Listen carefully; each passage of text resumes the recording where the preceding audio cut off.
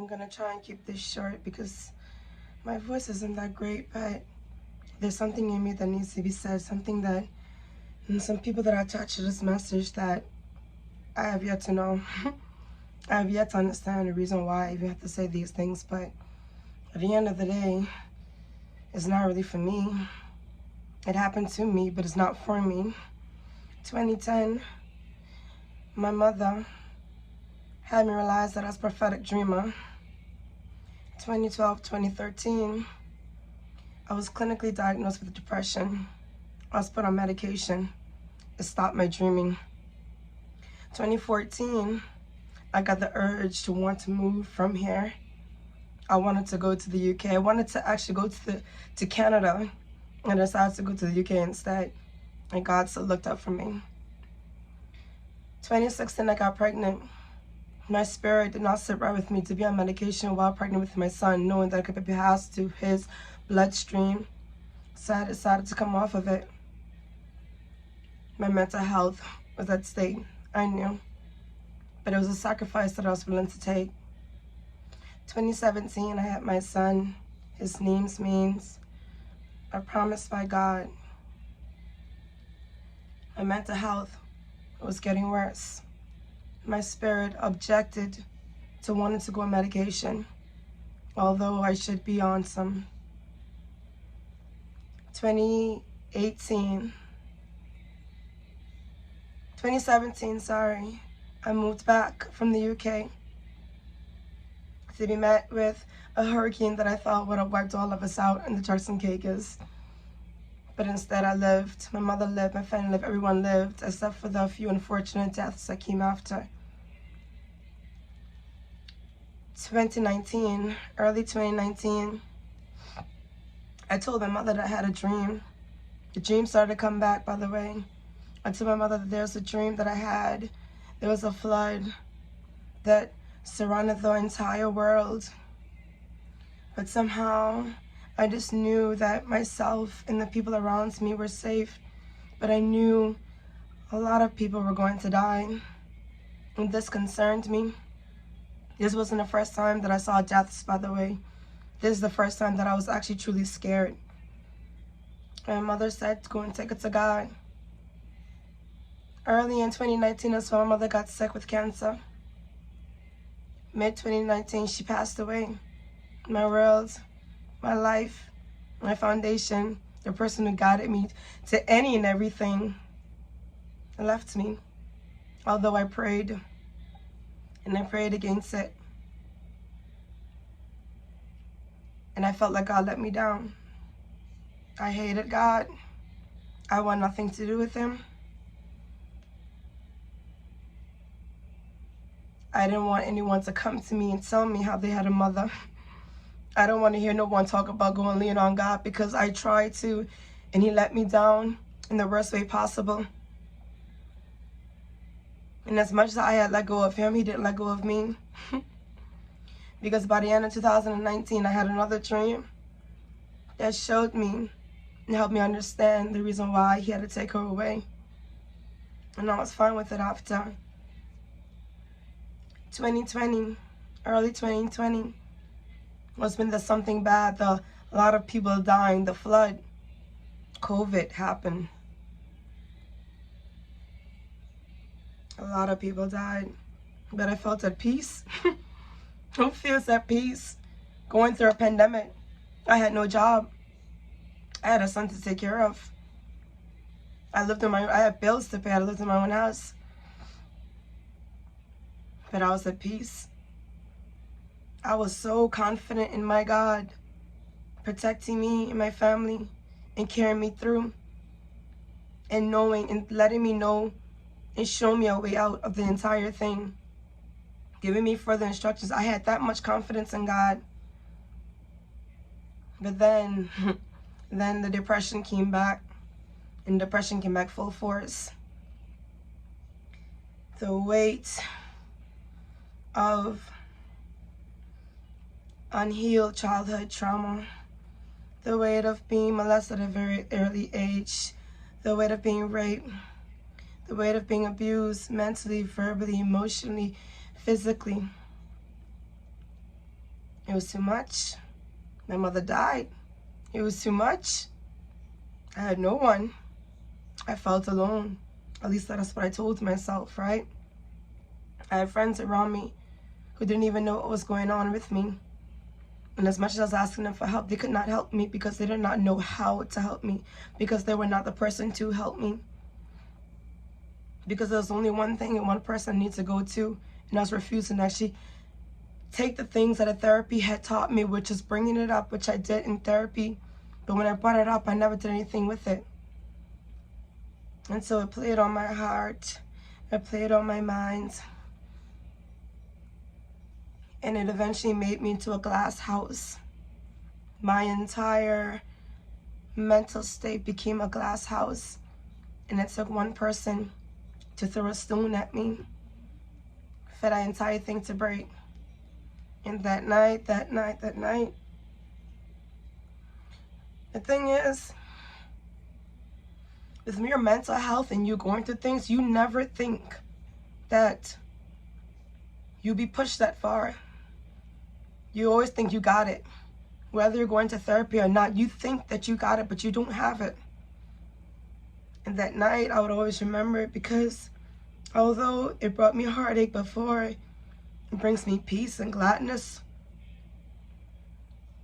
Because the words of "you're not worthy, what's the point of you living?" played over and over in my head. And I did something that I thought I would have never have done. When my son slept in the bed, I went to the bathroom and I self-harmed. But the self-harm wasn't fulfilling, because I made 3 marks on my side of my head. And something was telling me to go more, go deeper, and I went to 3 marks more on the other side. And even when I went to 3 marks on the other side, which made a total of 6, something else came back in my head over and over again, telling me it's not enough. It's not enough. I would never get past these things. I would never get past these problems. I would never be healed properly. And the voice got louder and louder and louder. And God knows I was asking for it to stop. God knows I was praying, and it was not helping, and no one was hearing me, and until I heard, "End it. End it. There's no reason to live. End it, because your son will be better off without you. The people who were trying so hard to put you down would have taken better care of him." I convinced myself that that was the truth. And the razor that just came fresh out the pack, I took it to my neck. And God, oh God, the thing that was supposed to cut my skin, the thing that had cut my skin previously on my sides and my hip, that made 6 marks on my body, never once made a dent on my neck. And before I even get to process that, the voices came back. The voices came back over and over again. "You can't even do this right. Look at you. You're a waste. You can't even do the one thing right, which is to kill yourself. You can't even do that right." And again and again, and I took it again. And I took it to my neck. And this time I went with even more force, so much force. I was gripping it so hard that it cut into my fingers. And when it cut into my fingers, I looked at myself in the mirror and I said, "I'm done." And I cut my neck again. And there was nothing. No bleeding, no cut. That was not possible.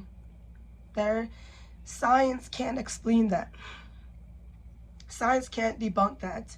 And for those who even don't believe me, because I wouldn't say, lies, I could not even believe myself, but the words started to come back again, the same words, the same negative thoughts, patterns came back over again. Before it could even come back fully and register in my head to even attempt to try to take my life again, there was silence.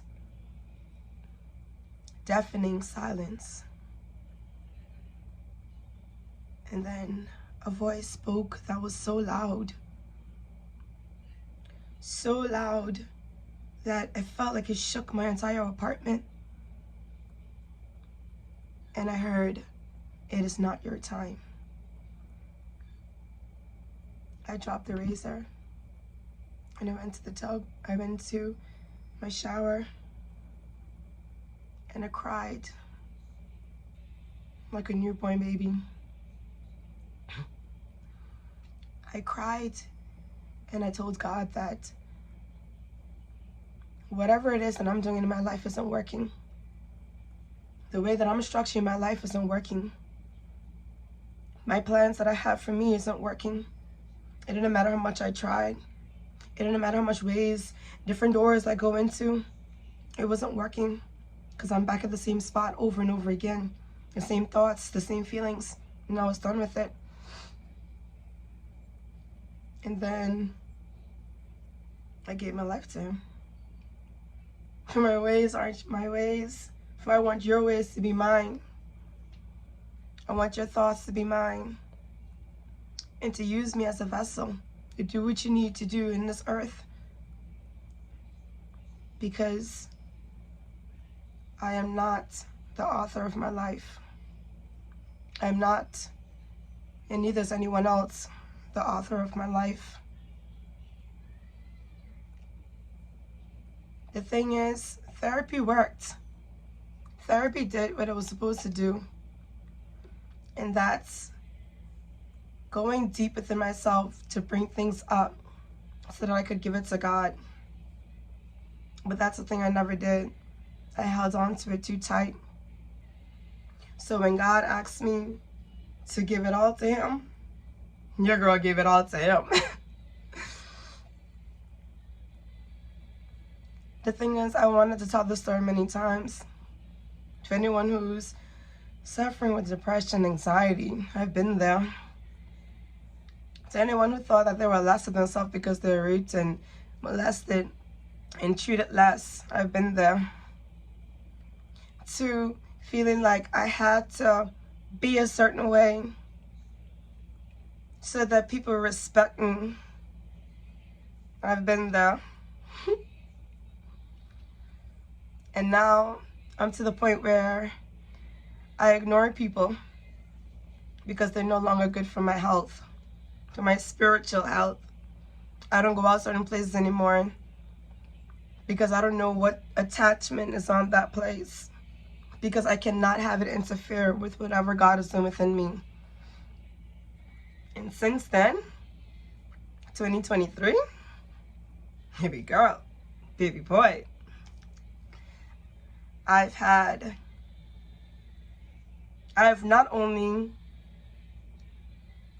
realized that I was a dreamer, a prophetic dreamer, I also was given the gift of interpreting just not my dreams but others' dreams. I was awarded the gift of vision,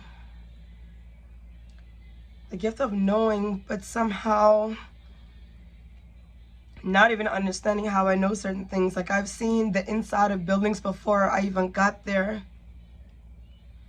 I've had information about certain scenarios, certain situations before it's even presented to me.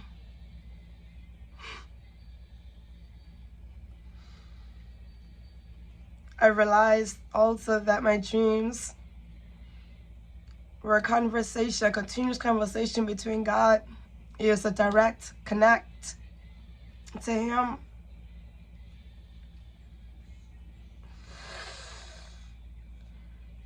And yeah, I'm crying because God knows I was not supposed to be here.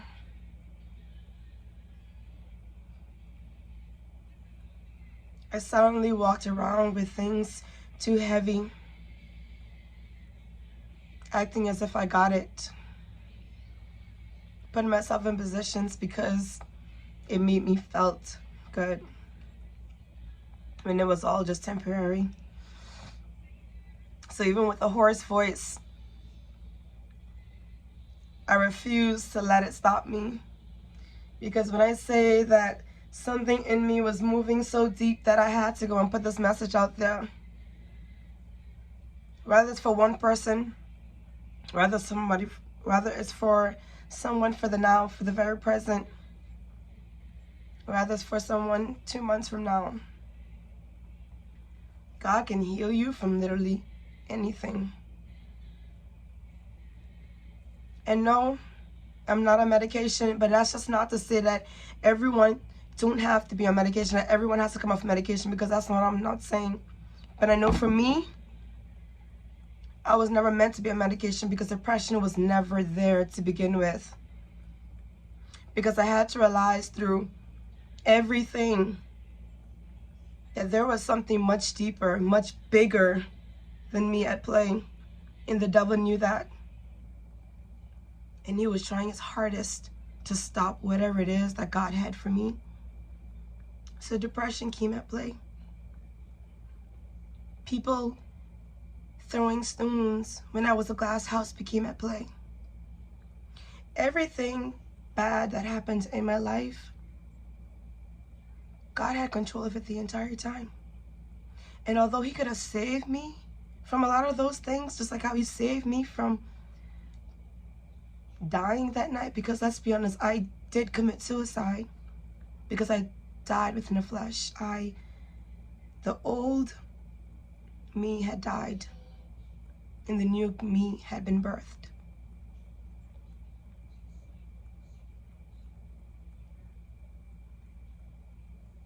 He could have stopped it, but it was all part of his plan for me to have understanding, empathy, compassion, love.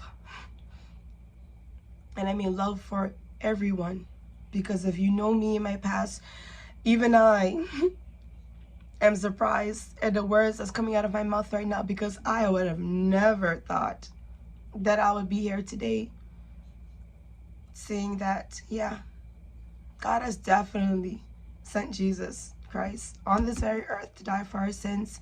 He rose after 3 days. They take him back up, and he left the Holy Spirit that's in all of us. That little conscience that's in your mind that tells you to go the other way when you so bent on going that way, or doing bad, or doing something and you know that's bad. That little conscience that speaks in your mind, press into that over and over and see what happens in your life. The thing is, there's a deeper purpose for everyone on this earth. And the devil is trying his hardest to stop and hold back, kill off any and everyone that he can before they realize what it is that they're doing, what it is that they're supposed to be doing in this earth. Sorry. And God knows I made a lot of mistakes in this video, but you're gonna see the raw edited version of me. I'm sorry. I don't know why God chose me, but I'm gonna say we're rolling with it because he knows what he was doing. He trusted me. He knew what he was doing when he chose me. And I would encourage everyone, and I'll pray for everyone, that they find their own way to God, however that may be. But just know that that life that you breathe every morning, the fact that your children has life. And now we're not talking about the fact that, oh, we have problems. Everyone has things going through, because I still have things going on in my life that I have to constantly give God. But it's a peace knowing that he is walking before me is what makes the difference. I don't care what comes up after. I don't care what comes up. Think after I'm done with this, because I know who stands before me. I don't care what anyone has to say about me when they happen to see this video, because I know who stands for me. And I know who is preparing a table for me. So my prayer is that I hope everyone at least thank God for life at the bare minimum every morning when they wake up, to love on people more than they choose to put down their words and their feelings. For us to raise our children in the right way, because this world isn't getting any better. But God is continuously raising up his people and having them recognize certain things and placing them in this earth to do his will. And that's the thing. because all my plans are not my plans anymore. I threw all of my plans in the trash. I threw everything that I love away, and I allow him to replace all of it back. Put what needed to be there. I had to let go of my son-in-law. As much as that is my heart, I had to give him back to God. Because if, God forbid, the day ever he decides to leave before his time, or whenever God said that that is it, I need to be okay with that. I need to find peace in that. So I gave everyone, including my son, back to God. And I said that whoever is meant to be here, may they be here in your name, so that you may get the glory at the end of the day. And I am loving the people who he has me surrounded with. So I encourage everyone, even though I said this like 15 million times, give thanks to God always. What you're going through, you're not alone. Therapy can help everyone. I encourage people to go to therapy, seriously. But when you dig up the things that therapy made you realize, take it back to God and let him do what he needs to do with that. So everyone have a good night. And I know a lot of speculations, a lot of questions, everybody's going to have a lot of things to say about me. I don't care. I've had people spoke about me before. At least you're going to speak about something that's great. And you can't really hurt me with something that I'm okay with now. Yeah, I committed suicide in 2020. I was raped, molested, abused. My mother died. And I'm still struggling with some things. I'm not perfect. But through his grace and mercy, I found peace. And I hope that for everyone else. God bless. Is that a heart?